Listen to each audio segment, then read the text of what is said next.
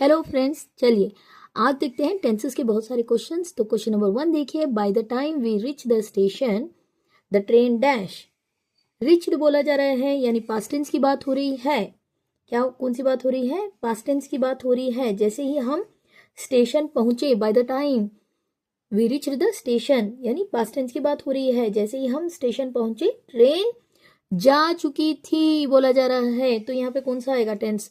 had left is the right answer. Option number B is the right answer. तो हमारा यहाँ पे right answer क्या होगा? Option number B, had left। Hindi में अर्थ क्या होगा? जैसे ही हम स्टेशन पहुंचे ट्रेन जा चुकी थी, यानी दो पास्ट घटनाओं के बारे में बात हो रही है तो had left लगेगा। had के साथ V3, लेफ्ट क्या है? V3 है, had के साथ लगेगा, याद रखिए। चलिए अगला क्वेश्चन देखते हैं। क्वेश्चन नंबर 2 क्या है? Question number 2, she dash in this school since 2019।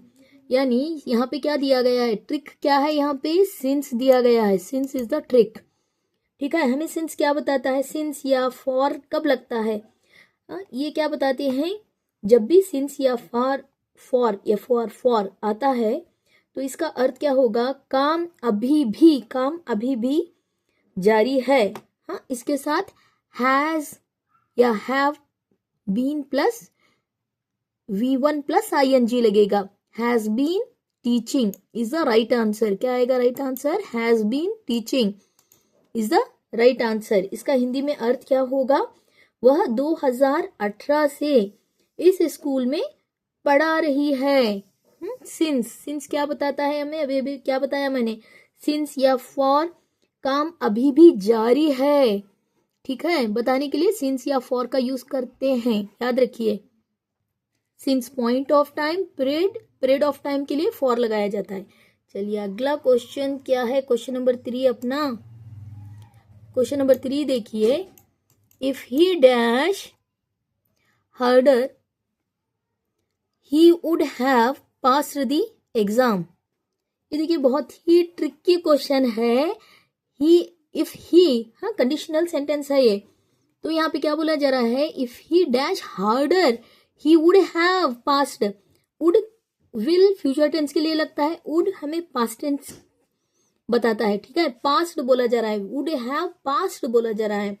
तो यहाँ पे ये अगर वुड हैव पास्ट बोला जा रहा है तो ऊपर यहाँ पे क्या आएगा? Had. Okay, had plus V3 आएगा। देखिए किसमें है had plus V3? Option number B is the right answer. Had plus क्या बोला जा रहा है? हैड प्लस V3 बोला जा रहा है। ठीक है, यानी इसका हिंदी में अर्थ क्या होगा? अगर उसने अधिक मेहनत की होती, क्या बोला जा रहा है? If he had studied harder. क्यों हम यहाँ हैड स्टडीड हार्डर लगाएंगे? वुड हैव पास्ट बोला जा रहा है। सेंटेंस पास्ट टेंस में, पास्ट परफेक्ट टेंस में है। If he had studied harder he would have passed the exam. अगर उसने अधिक मेहनत की होती, तो वह परीक्षा पास कर चुका होता। ठीक है, option number B is the right answer. Question number 4 देखिए, एट 8 PM एस्टरडे की बात हो रही है। They dash A movie. यहाँ पे पास्ट में कोई निश्चित समय यानी एग्जैक्ट टाइम बताया जा रहा है, कब? पास्ट का।